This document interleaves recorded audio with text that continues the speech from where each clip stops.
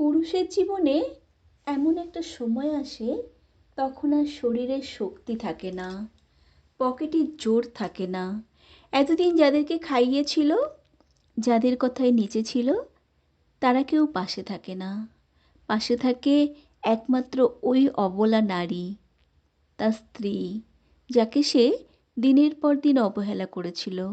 মানুষের কথায় তার উপর মানসিক এবং শারীরিক নির্যাতন করেছিল।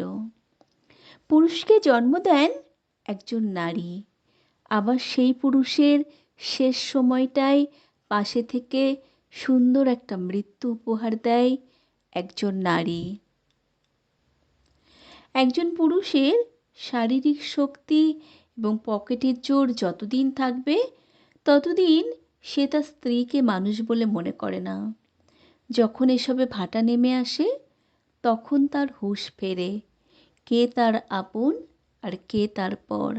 আসলে তখন আর কিছুই করার থাকে না। আপনার ভালোবাসার এখন আর তেমন মূল্য থাকে না, কারণ আপনার স্ত্রীর কাছে এসবের আর দরকার পড়ে না। সে অভ্যস্ত হয়ে পড়ে অন্যভাবে, হেলায় অবহেলায়, ভালোবাসায় যত্নে। কোনো কিছুতে সে খুশি অখুশি হতে পারে না।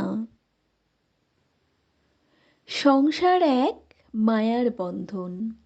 এখানে ভালো লাগলেও আঁকড়ে ধরে থাকতে হয়, না লাগলেও থাকতে হয়। কত শত সংসার টিকে থাকে শুধুমাত্র সন্তানের মুখের দিকে চেয়ে। সেই সন্তানও একসময় পর হয়ে যায়। শেষ বয়সে এসে পাওয়া না পাওয়ার হিসেব মেলাতে গিয়ে হিসেবও মেলে না। সেই অবহেলিত অযাচিত নারী আপনার শেষ বয়সে আপনাকে বাহুডোরে বেঁধে রাখে বিপদে আপদে সুখে দুঃখে।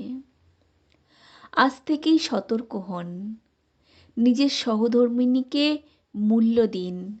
শেষ বয়সে অন্তত লজ্জিত হতে হবে না আর তার কাছে। সংগৃহীত, কণ্ঠে আমি সুমিত্রা হালদার।